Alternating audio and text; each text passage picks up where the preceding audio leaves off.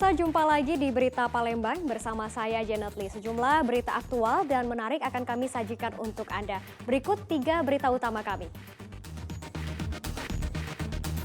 Pemerintah Kabupaten Ogan Komering Ilir membebas tugaskan 2 aparatur sipil negara karena diduga terlibat kasus perselingkuhan.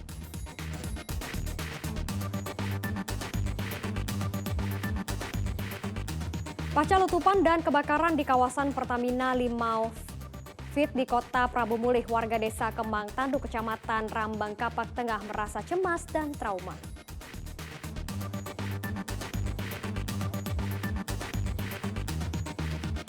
Wisata religi dengan mengunjungi Masjid Kiai Muara Ogan, salah satu masjid tertua yang ada di kota Palembang.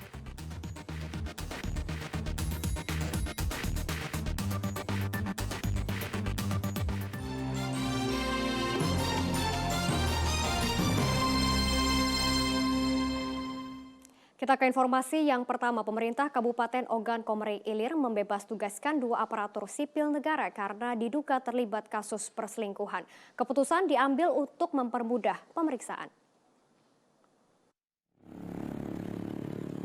Pemerintah Kabupaten Ogan Komering Ilir memberikan sanksi tegas terhadap 2 aparatur sipil negara yang diduga terlibat perselingkuhan.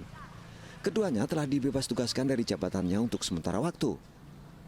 DK yang menjabat sebagai Kasubag Protokol dan anak buahnya, WA, sudah tidak masuk kerja setelah kasusnya viral di media sosial. Penegasan ini disampaikan Kepala Bidang Pengembangan dan Kepegawaian Kantor Regional 7 BKN Palembang, Rusdi Laili. Keputusan tersebut diambil untuk mempermudah pemeriksaan terhadap keduanya. Tindakan tegas yang diberikan sudah sesuai dengan norma standar kepegawaian. Ini menindaklanjuti apa yang sudah heboh, yang sudah viral di media massa. Alhamdulillah kami sebagai kantor regional BKN Palembang, sebagai pembina pelaksana manajemen kepegawaian, ada kewajiban untuk hal ini, untuk meluruskan hal ini dan untuk menyelesaikan masalah ini.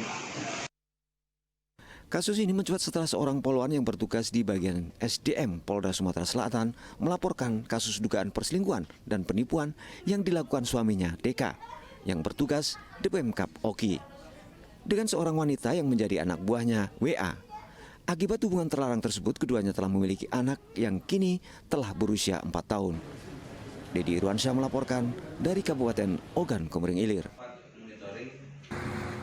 Sebelumnya diberitakan Bribtu Suci Dharma bersama kuasa hukumnya mendatangi markas Polda Sumatera Selatan melaporkan kasus penipuan yang dilakukan suaminya sendiri, seorang pejabat di pemerintahan Kabupaten Ogan Komering Ilir.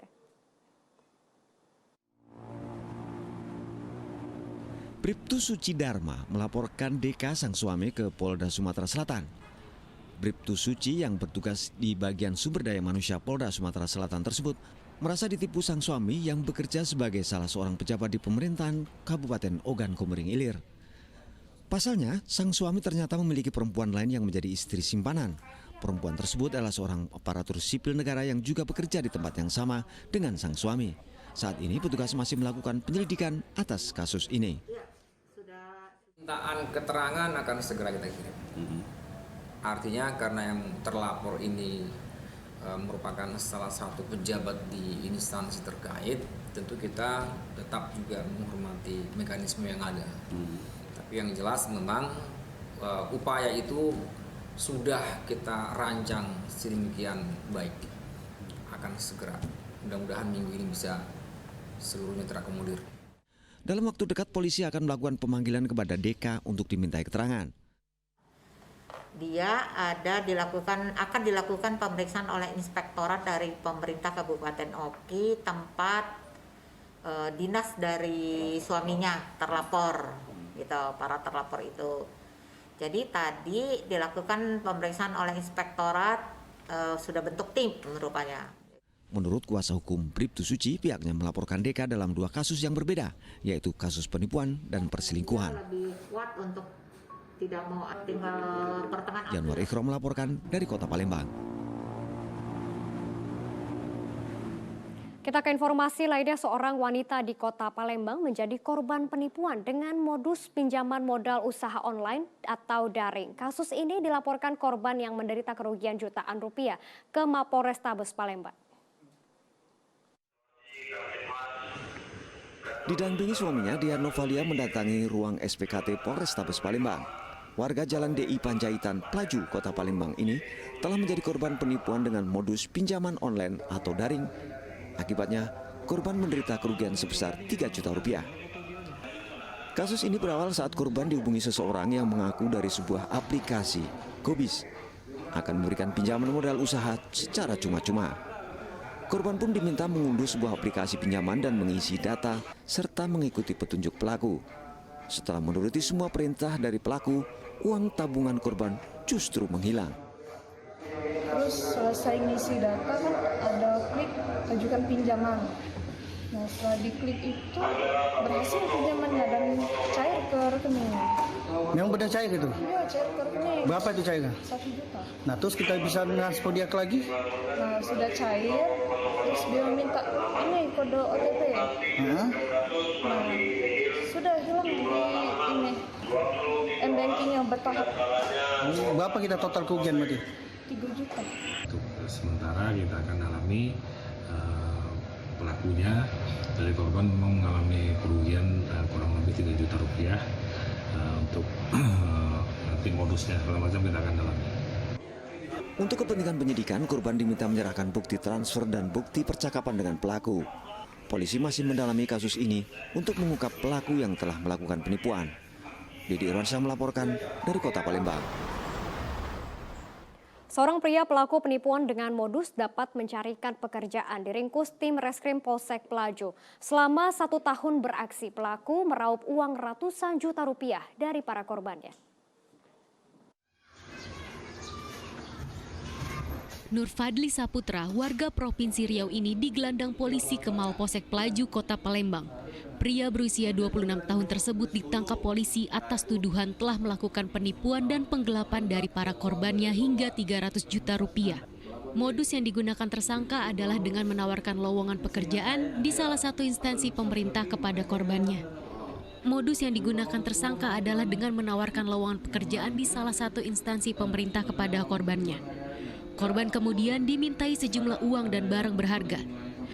Namun setelah semua diserahkan oleh korban, pekerjaan yang dijanjikan tidak pernah ada.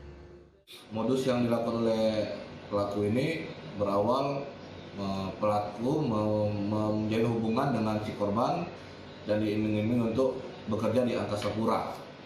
Namun dengan waktu yang sudah ditentukan sampai sekarang korban pun tidak dipekerjakan di Angkasa Pura dan mobil telah digadaikan ke pihak lain.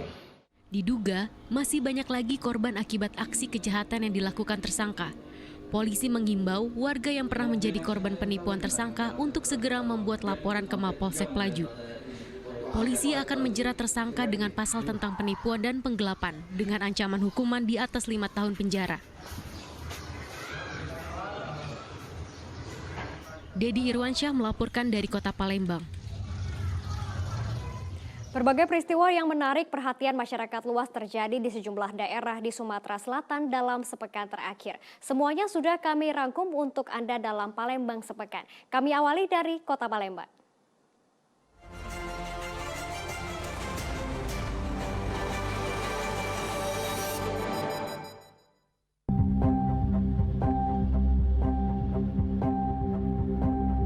Arus balik Lebaran Idul Fitri 1443 Hijriah, kendaraan di pintu masuk jalan tol Keramasan, Palembang, Lampung tidak terlihat adanya kemacetan dan kepadatan kendaraan. Jajaran Direktorat Lalu Lintas Polda Sumatera Selatan memantau arus balik kendaraan di ruas jalan tol Keramasan, Kertapati, Palembang. Di tempat ini jumlah kendaraan terlihat masih sedikit. Arus kendaraan juga tampak lancar, tidak ada kemacetan.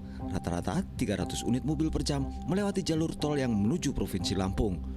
Untuk menunjang kelancaran arus balik kendaraan pemudik, pihak kepolisian menyediakan pos rest area dan pos pelayanan di 2 lokasi, yakni di Keramasan Palembang dan pos rest area di kilometer 227. Seorang gadis remaja berusia 13 tahun di kota Palembang menghilang dari rumahnya. Korban yang berpamitan akan membeli paket internet tersebut tidak kunjung pulang. Khawatir terjadi sesuatu, pihak keluarga melaporkan kasus tersebut ke kantor polisi. Sri Rahayu, sang ibu, begitu sedih saat mendatangi sentra pelayanan kepolisian terpadu SPKT Polrestabes Palembang. Bersama sang suami, Sri Rahayu melaporkan kehilangan anak gadisnya yang berusia 13 tahun. Menurut sang bunda, anaknya selama ini tidak memiliki permasalahan dengan siapapun.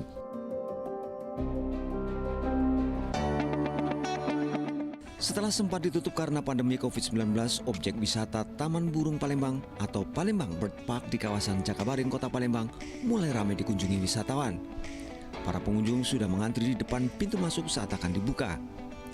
Di objek wisata ini, pengunjung dapat berkeliling melihat berbagai satwa sambil mengedukasi anak. Jumlah pengunjung yang biasanya hanya 500 orang per hari, kini meningkat hingga 700 orang per hari atau naik lebih dari 30%. Kebanyakan pengunjung datang dari wilayah Kota Palembang dan Kabupaten Banyuasin.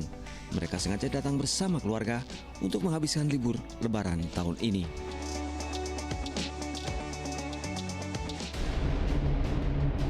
Saya Dahlia, seorang bocah perempuan warga desa Sereka, Kecamatan Babat Toman, Kabupaten Musi Banyuasin, dilaporkan tenggelam dan hilang di Sungai Musi pada hari Minggu 8 Mei 2022.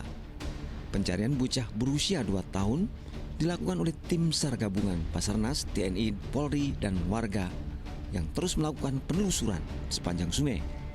2 perahu karet dikerahkan untuk melakukan pencarian. Saat kejadian, bocah Dahlia sedang dimandikan ibunya. Namun setelah selesai mandi, sang bocah terlepas dari pegangan tangan ibunya sehingga terhanyut dan hilang terbawa arus.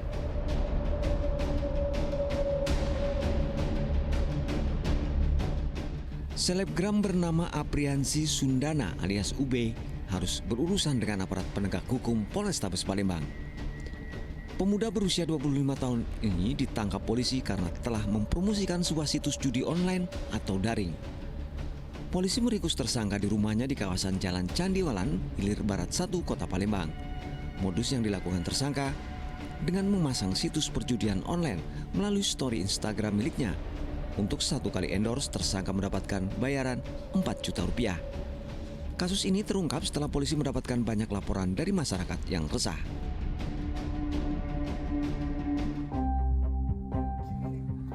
Sejumlah anggota TNI dari Kodim 0402 Ogan Komering Ilir menyambangi desa Sungai Ceper, Kabupaten Ogan Komering Ilir. Kunjungan mereka untuk melakukan sosialisasi pencegahan dan penanganan kebakaran hutan dan lahan. Pertemuan tersebut dihadiri warga, tokoh masyarakat, serta pihak perusahaan perkebunan yang ada di desa Sungai Ceper. Sosialisasi ini sangatlah penting mengingat desa Sungai Ceper merupakan salah satu wilayah rawan kebakaran hutan dan lahan di Kabupaten Ogan Komering Ilir. Masyarakat maupun perusahaan dihimbau dapat melakukan pencegahan dini agar kebakaran hutan dan lahan tidak terjadi. Selain melakukan sosialisasi karhutla, TNI bersama pihak swasta berjanji akan membangun akses jalan di desa Sungai Ceper melalui program Karya Bakti TNI tahun 2022. Yanwar Ikrom dan Dedi Irwansyah melaporkan.